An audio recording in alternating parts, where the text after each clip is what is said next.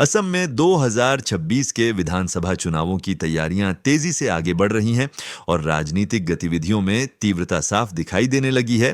राज्य की सत्ताधारी पार्टी जहां मौजूदा प्रशासनिक उपलब्धियों और विकास योजनाओं के आधार पर अपनी स्थिति मजबूत करने में लगी है, 2026 के विधानसभा चुनावों की तैयारियां तेजी से आगे बढ़ रही हैं और राजनीतिक गतिविधियों में तीव्रता साफ दिखाई देने लगी है।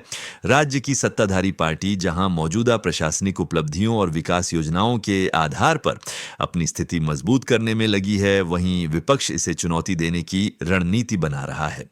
चुनावी समीकरणों में इस बार जिलेवार रुझान कई दिलचस्प संकेत दे रहे हैं। शुरुआती संकेतों में विभिन्न जिलों से प्राप्त राजनीतिक माहौल, स्थानीय मुद्दों और मतदाताओं की प्राथमिकताओं के आधार पर सत्ता पक्ष और विपक्ष के बीच प्रतिस्पर्धा का संतुलन स्पष्ट होने लगा है। सरकार और विरोधी दल दोनों ही क्षेत्रों में संगठनात्मक तैयारी, जनसंपर्क कार्यक्रम और स्थानीय नेतृत्व की ताकत के आधार पर अपने अपने दावे मजबूत करते दिख रहे हैं, जिससे चुनावी माहौल और भी गतिशील बन गया है। वेस्ट करबी एंगलोंग जिले में मौजूद एकमात्र विधानसभा सीट पर इस बार सत्तारूढ़ दल को बढ़त मिलती दिख रही है। स्थानीय जनसमर्थन, क्षेत्रीय विकास कार्यों और संगठन की सक्रियता के चलते यहां मुकाबला एक तरफा दिखाई दे रहा है। विपक्षी दलों की मौजूदगी कमजोर दिखती है और जनसंपर्क अभियानों में भी वे अपेक्षित प्रभाव नहीं छोड़ पा रहे हैं। स्थानीय सामाजिक ढांचे, आदिवासी बहुल आबादी की प्राथमिकताएं और पिछले चुनावों में पार्टी के प्रदर्शन का असर यहां के मौजूदा चुनावी वातावरण पर स्पष्ट झलक रहा है। शुरुआती रुझान बताते हैं कि इस क्षेत्र में सत्ता पक्ष को मजबूत स्थिति हासिल है और विपक्ष को अपने समर्थन आधार के विस्तार के लिए व्यापक रणनीति की आवश्यकता पड़ सकती है। उदलगुड़ी जिले में कुल 3 विधानसभा सीटें हैं और यहां के रुझान भी सत्ता पक्ष की ओर झुकते दिखाई देते हैं। इस जिले में सुरक्षा, आधारभूत ढांचे और स्थानीय प्रशासन से जुड़े मुद्दों ने मतदाताओं के रुझान को प्रभावित किया है। हालांकि विपक्ष ने भी हाल के महीनों में सक्रियता बढ़ाई है, लेकिन संगठनात्मक मजबूती और कैडर आधारित कामकाज के मामले में सत्ताधारी दल को बढ़त मिलती दिखती है। स्थानीय स्तर पर उत्पन्न सामाजिक आर्थिक मुद्दों, युवाओं के रोजगार की मांग और क्षेत्रीय पहचान से संबंधित प्रश्न चुनावी चर्चा को प्रभावित कर रहे हैं, जिसके चलते दोनों दलों के बीच प्रतिस्पर्धा बनी हुई है। फिर भी अधिकांश राजनीतिक अवलोकन इस क्षेत्र में सरकार की स्थिति को मजबूत ही मानते हैं। तिनसुकिया जिले की 5 विधानसभा सीटों पर राजनीतिक परिस्थितियां सत्ता पक्ष की पकड़ को मजबूती से दर्शाती हैं। इस जिले का औद्योगिक महत्व, चाय क्षेत्र और व्यापारिक गतिविधियों से जुड़े मुद्दे चुनावी रुझानों को प्रभावित करते हैं। यहां विपक्ष अपनी जमीन मजबूत करने की कोशिश करता दिख रहा है, लेकिन सत्ताधारी दल का संगठनात्मक ढांचा और स्थानीय नेतृत्व की पकड़ इसे चुनौतीपूर्ण बनाती है। सुरक्षा, परिवहन ढांचा और औद्योगिक निवेश के मुद्दों पर मतदाताओं की प्रतिक्रिया ने भी यहां राजनीतिक संतुलन को प्रभावित किया है। जिले के अलग अलग क्षेत्रों में चुनावी माहौल बदला है, लेकिन मतदाताओं में स्थिर प्रशासनिक ढांचे के प्रति झुकाव दिखाई देता है, जो इस बार भी सत्ता पक्ष को लाभ देता दिखता है। दक्षिण सलमार मनकाचार जिले की दोनों विधानसभा सीटों पर इस बार विपरीत रुझान देखने को मिल रहे हैं। यहां कांग्रेस को बढ़त मिलती दिखाई दे रही है, जिसका कारण स्थानीय सामाजिक संरचना, क्षेत्र की जनसांख्यिकीय स्थिति और विशेष समुदायों की प्राथमिकताएं मानी जा रही हैं। इस जिले में विपक्ष ने कई महीनों से निरंतर जनसंपर्क और अभियान चलाए हैं, जिससे उसने अपनी स्थिति मजबूत की है। स्थानीय समस्याएं, बाढ़ प्रबंधन, शिक्षा और स्वास्थ्य से जुड़े मुद्दे यहां की चुनावी चर्चा का मुख्य हिस्सा बने हुए हैं। सत्ता पक्ष की मौजूदगी यहां अन्य जिलों की अपेक्षा कमजोर दिखती है, जिससे प्रतिस्पर्धा अधिक संतुलित रूप लेती जा रही है और विपक्ष के लिए बेहतर संभावनाएं बनती दिखाई दे रही है। सोनीतपुर जिले की 7 विधानसभा सीटों पर सत्ताधारी दल अभी भी बढ़त बनाए हुए है। हालांकि विपक्ष ने यहां कुछ क्षेत्रों में अपनी पकड़ मजबूत की है। जिले की राजनीतिक प्रकृति विविध है और अलग-अलग इलाकों में मतदाताओं की चिंताएं भी भिन्न हैं, जिनमें विकास परियोजनाओं का क्रियान्वयन, कृषि से जुड़ी समस्याएं और युवाओं के लिए रोजगार के अवसर प्रमुख हैं। इन मुद्दों पर दोनों दल अपने अपने वादों और योजनाओं के साथ चुनावी रणनीति बना रहे हैं। जिले के कई हिस्सों में हालिया गतिविधियों ने चुनावी माहौल को और गतिशील किया है, लेकिन प्राथमिक रुझान अभी भी सत्ता पक्ष की मजबूत स्थिति की ओर संकेत करते हैं। शिवसागर जिले में कुल 3 सीटें हैं और इस जिले का रुझान भी सत्ताधारी दल के पक्ष में दिखाई देता है। यहां ऐतिहासिक और सांस्कृतिक महत्व के साथ कृषि और छोटे उद्योग चुनावी मुद्दों में प्रमुख भूमिका निभाते हैं। स्थानीय नेतृत्व की सक्रियता और क्षेत्रीय विकास कार्यों ने सत्ता पक्ष को बढ़त दिलाने में योगदान दिया है। विपक्ष ने भी कई सामाजिक मुद्दों को चुनावी मंच पर उठाया है, लेकिन संगठनात्मक मजबूती की कमी और क्षेत्रीय प्रभाव की सीमाएं उसे अपेक्षित स्तर पर नहीं ला पा रही हैं। मतदाता स्थिरता और विकास के वादों को तवज्जो देते दिखाई दे रहे हैं, जिससे यह जिला भी सत्ताधारी दल की झोली में जाता दिख रहा है। नालबाड़ी जिले की 3 सीटों में भी शुरुआती संकेत भाजपा की ओर झुकते दिखाई देते हैं। इस क्षेत्र में बुनियादी ढांचे से जुड़े मुद्दे, शिक्षा, वातावरण और ग्रामीण विकास की योजनाएं चुनावी चर्चाओं में प्रमुख हैं। यहां विपक्ष ने अपनी सक्रियता बढ़ाई है, लेकिन मतदाताओं तक पहुंच और मुद्दों की धार को प्रभावी रूप से गढ़ने में उसे मुश्किलें दिखाई देती हैं। इस जिले का चुनावी माहौल अपेक्षाकृत शांत रहा है, लेकिन संगठन के स्तर पर हुई तैयारियों और स्थानीय नेतृत्व पर विश्वास ने सत्ताधारी दल की स्थिति को और स्थिर कर दिया है। क्षेत्रीय असर, स्थानीय समीकरण और हालिया अभियान गतिविधियों से स्पष्ट संकेत मिलता है कि नालबाड़ी में सत्ता पक्ष की बढ़त कायम है। इन सभी जिलों से मिले संकेत बताते हैं कि असम में चुनावी मुकाबला बहुआयामी होते हुए भी कई क्षेत्रों में सत्ता पक्ष को मजबूत बढ़त मिलती दिख रही है। हालांकि कुछ जिलों में विपक्ष की पकड़ भी दिखाई देती है, लेकिन कुल मिलाकर प्रारंभिक चुनावी तापमान सत्ता और विपक्ष के बीच संतुलित प्रतिस्पर्धा का संकेत देता है। जिलों के बदलते समीकरणों और मतदाताओं की प्राथमिकताओं के आधार पर आगे की तस्वीर और स्पष्ट होगी। सत्ता पक्ष अपने विकास और प्रशासनिक कामकाज को प्रमुख मुद्दा बनाकर मतदाताओं को साधने की कोशिश कर रहा है, जबकि विपक्ष महंगाई, बेरोजगारी और स्थानीय समस्याओं को लेकर सरकार को घेरने की रणनीति पर काम कर रहा है। चुनावी विश्लेषकों के अनुसार राज्य इस बार भी टक्कर वाला परिणाम दे सकता है क्योंकि कई जिलों में प्रतिस्पर्धा बेहद कड़ी है।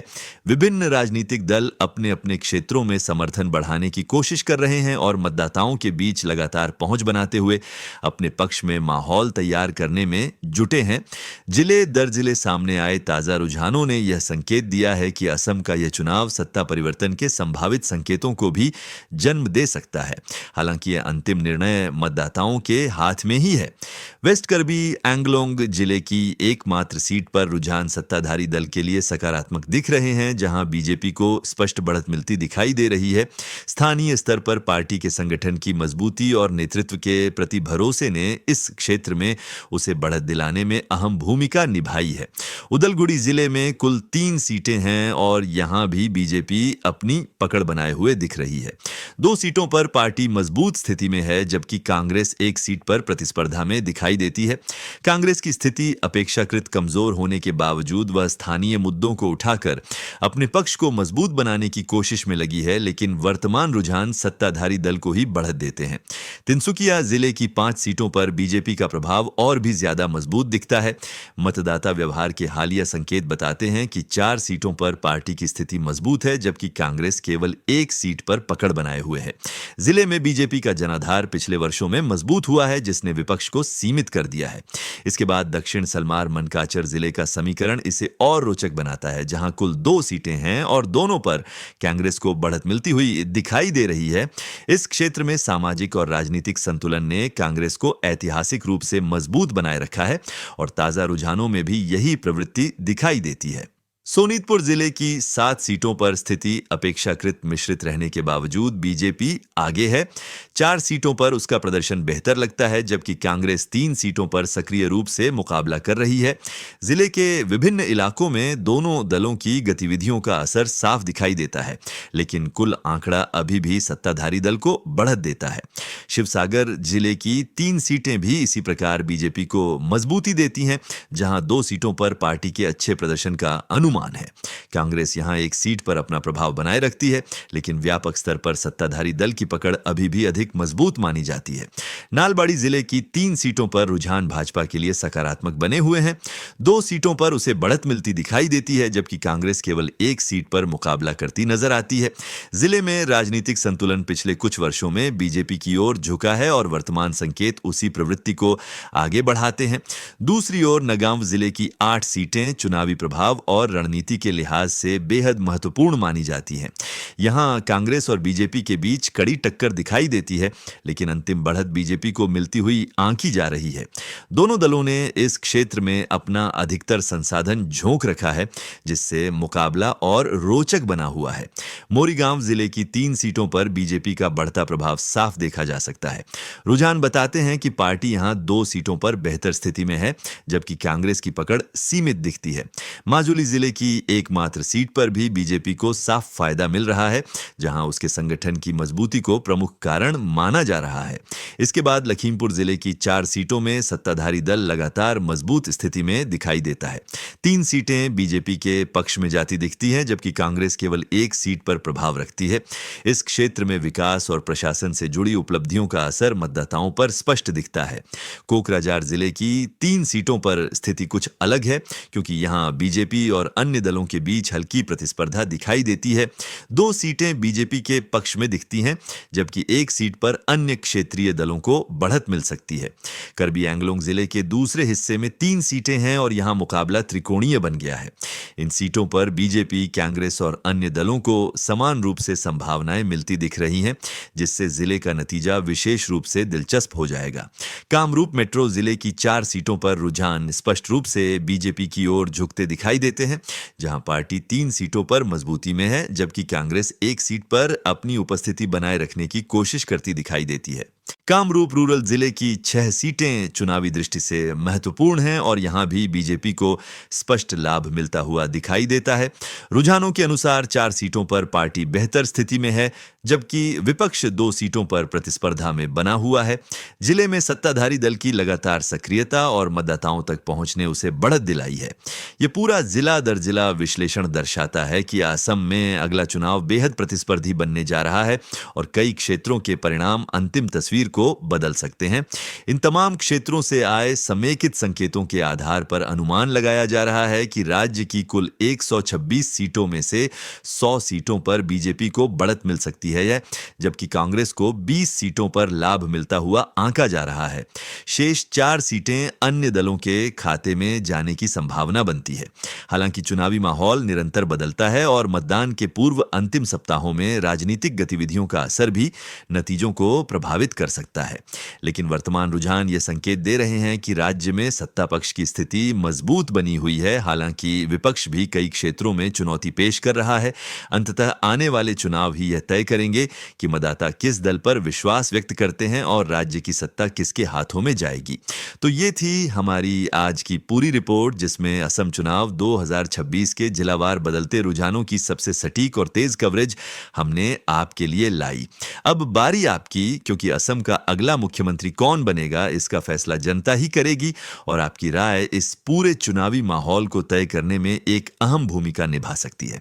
इसलिए कमेंट में जरूर बताइए कि आपके हिसाब से असम का अगला सीएम कौन होगा और किस दल को आप बढ़त में देखते हैं। अगर आपको हमारी रिपोर्ट पसंद आई हो तो हिंदी न्यूज को अभी सब्सक्राइब कर लीजिए, क्योंकि यहां आपको मिलती है सबसे भरोसेमंद, सबसे तेज और सबसे गहरी चुनावी रिपोर्टिंग, जिसे देखने से आपका चुनावी ज्ञान अगले स्तर पर पहुंच जाएगा। जुड़े रहिए हिंदी न्यूज के साथ, जहां हर खबर मिलती है सबसे पहले, सबसे साफ और बिना किसी शोर के।